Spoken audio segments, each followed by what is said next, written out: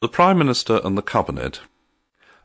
We've heard much about relatively recent growth since the 1940s in the power of the Prime Minister at the expense of his own Cabinet.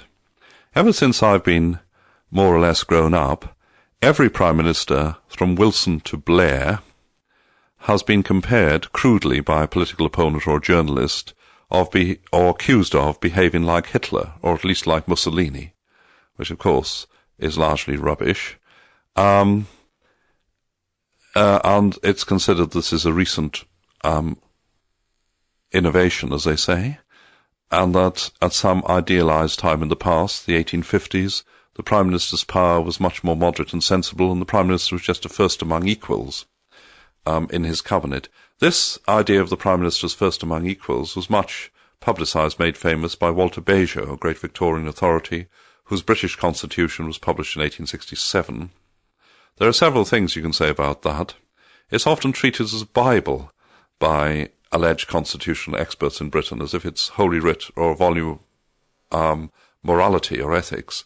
In fact, at best, it's a description of how the British Constitution worked in the 1850s and 60s, so it's a description of a passing phase. And secondly, there are grounds for believing that Bagehot wasn't accurate in what he said about not entirely accurate, what he said about the 1850s and 60s. Even then, the idea that the Prime Minister is a first among equals was 50% nonsense. The power of the Prime Minister has always been very large in the 1820s, the 1850s, the 1900s, or the 1920s, whenever you care to look. The Prime Minister essentially decides the date of the election. The monarch can't really stop him. And he controls the cabinet agenda. That gives you immense power. The American president, for instance, can't decide the date of any election. Elections are held at fixed terms written by the Constitution. So that's a great contrast. Two, the Prime Minister determines the career of his cabinet colleagues. He can advance, slow down, or even destroy the career of a cabinet minister or a more junior minister. And this was true even in the 1820s. But we can add a recent growth in prime ministerial power since the 1940s, at least. I would hesitate to say this means they behave like Hitler, or even that they have become like the American president, which is the fashionable analogy. But there has certainly been a growth. Why? Media personalisation helps, image making. One thing you can say about the age of Gladstone and Disraeli in the 1870s, 80s is they didn't have television. What a silly thing to say, you might be thinking. Of course they didn't have television in the 1870s and 80s. We know that. Everyone does. But think of the implications. You did not see Mr. Gladstone and Mr. Disraeli in your living room every night. They were remoter figures. They couldn't appeal to the electorate over the heads, perhaps, of their quarrelling colleagues.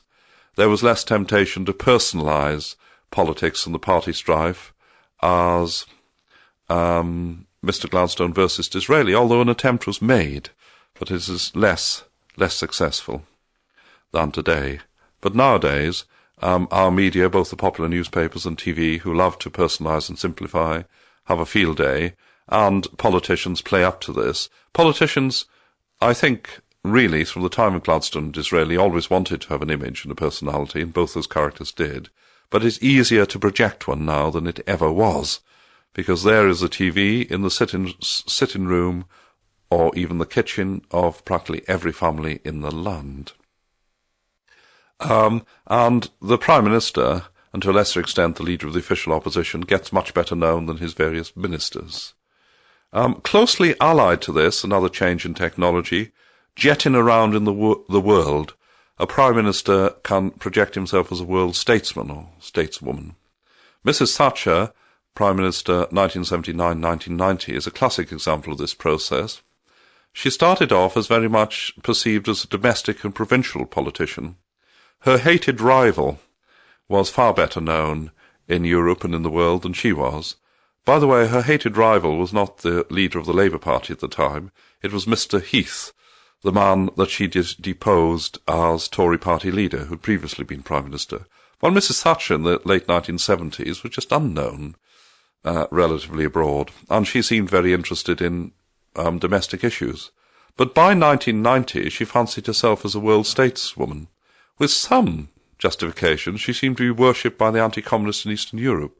And why did she fall in 1990? Well, one reason is she preferred to swank around at a conference in Paris with the other great people of the universe, like President Mitterrand, President Bush, Chancellor Kohl of Germany. She preferred to do that rather than come home and mend her domestic fences, roll her sleeves up, and go into this sordid business of making sure every last Tory MP voted for her. She left that to her underlings, and it was her undoing.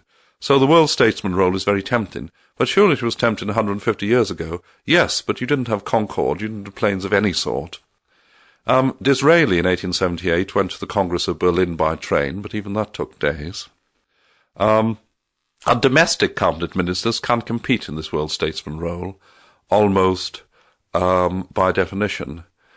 Some informed people know the name of the German Minister of Finance, but do you know the name of the Federal German Minister of Education, the Federal German Minister of the Environment, etc.? Okay, you might do if you're a German, but if you're not, I bet you don't.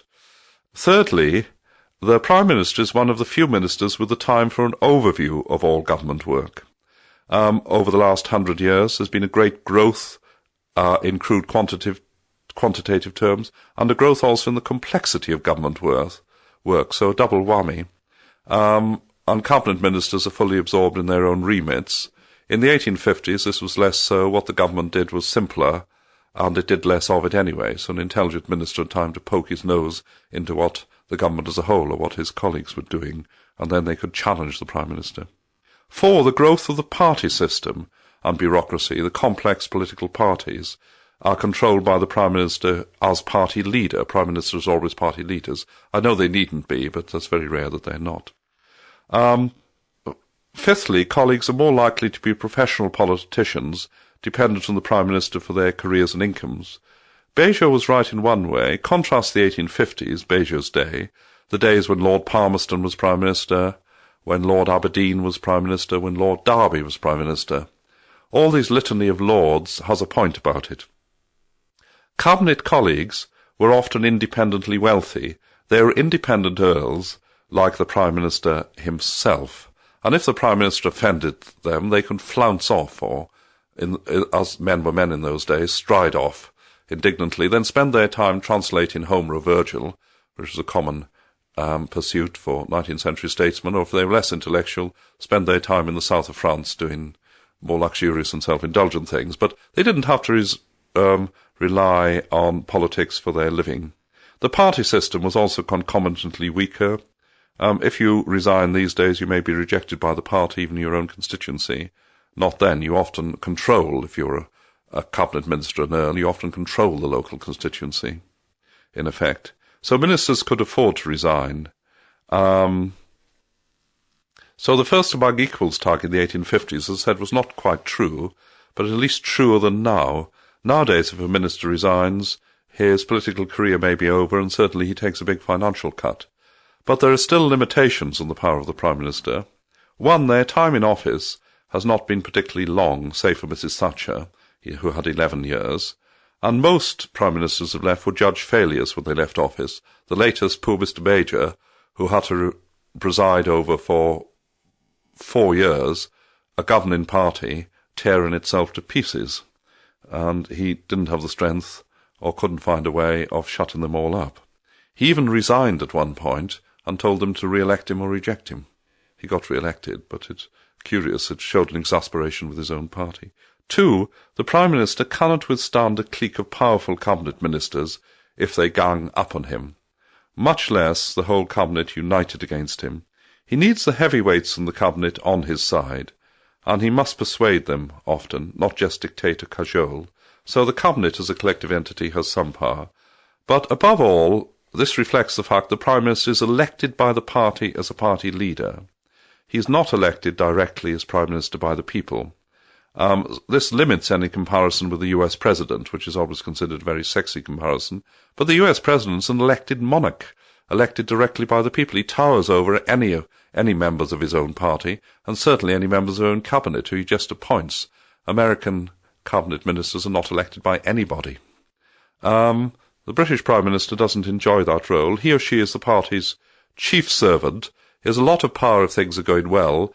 Prime Ministers in the Conservative Party, and now Mr Blair in the in the Labour Party, are given blank cheques almost, or a very long rope as long as things are going well. But when things start going badly, they are jerked back again. If they lose the support of their party, they can be forced to resign. They get the sack. This is what happened to Mrs Thatcher, who seemed impregnable for a very long time. In 1990, there was a Conservative backbench revolt, and she went.